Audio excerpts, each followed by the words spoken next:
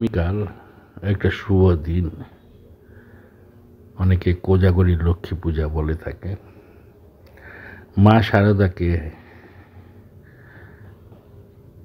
অনেকে লক্ষ্মী বলে থাকেন, ভগবান শ্রীরামকৃষ্ণদেবও বলেছেন। এছাড়া একবার ঠাকুরের জ্যেষ্ঠ ভ্রাতা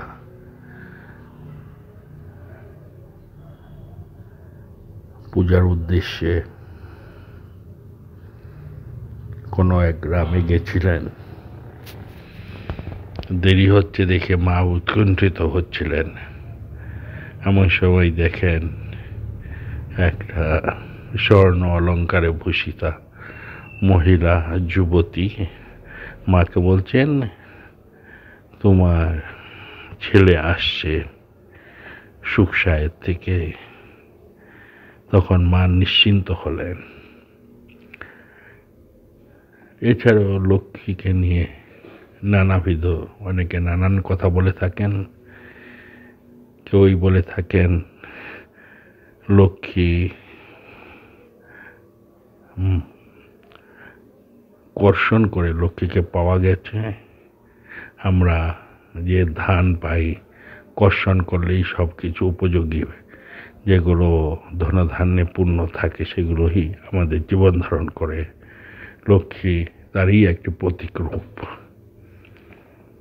লক্ষ্মী পূজা বাংলার ঘরে ঘরে এক গুরুত্বপূর্ণ ও জনপ্রিয় ধর্মীয় অনুষ্ঠান।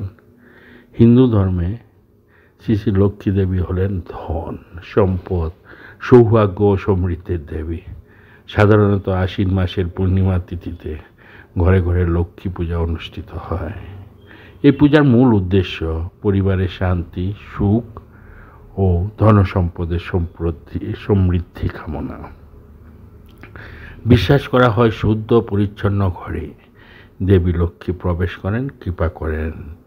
হিন্দু সমাজে নারী শক্তিকে দেবী রূপে পূজা করা হয় এবং লক্ষ্মী তার অন্যতম রূপ।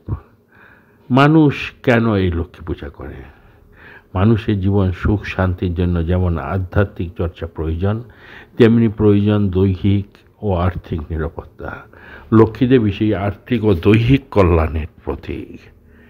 কৃষিজীবী সমাজে শস্য ফলনের পর দেবীকে ধন্যবাদ জানাতে লক্ষ্মী পূজা করা হয়। পরিবারে কল্যাণ সৌভাগ্যের জন্য এই পূজা করা হয়।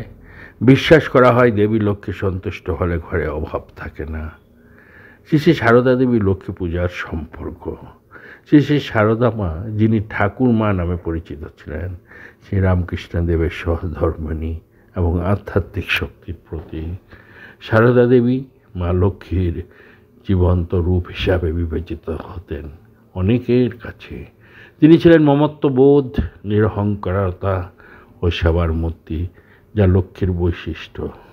তার জীবন ছিল সাধারণ গৃহস্থ জীবনের মতো হলেও তিনি ছিলেন দেবীর মতোই অন্তর্দৃষ্টি সম্পন্ন ও সকলের মঙ্গল কামনার প্রতীক। শ্রীরামকৃষ্ণ বলতেন, সারদা আমার লক্ষ্মী। তিনি সারদা মাকে প্রকৃতপক্ষে দেবী রূপেই দেখতেন। শ্রী শ্রী রামকৃষ্ণদেব দক্ষিণেশ্বরে কালী মন্দিরে পূজারী ও যুগ অবতার মাতৃভাবের সাধক ছিলেন। তিনি বিভিন্ন দেবদেবীর আরাধনার মাধ্যমে একই চেতনার উপলব্ধি করতেন। লক্ষ্মী দেবীকে তিনি মা রূপেই পূজা করতেন আর বলতেন, মা কালী, মা লক্ষ্মী, মা সরস্বতী সকলে একই মাতৃচেতনার রূপ। রামকৃষ্ণদেব বলতেন, যার হৃদয়ে সত্যতা ও বিশ্বাস আছে তাকেই লক্ষ্মী কৃপা করেন। অর্থাৎ লক্ষ্মীর কৃপা শুধু ধনে নয়, আত্মিক শান্তিতে। অনেকের মতে ধন, সৌভাগ্য, শান্তি ও পারিবারিক সম্প্রীতির জন্য লক্ষ্মীর কৃপা লাভের আশায়, বিশেষ করে ঘরোয়া কল্যাণের জন্য অনেকে মনে করে কেন পূজা করা হয়।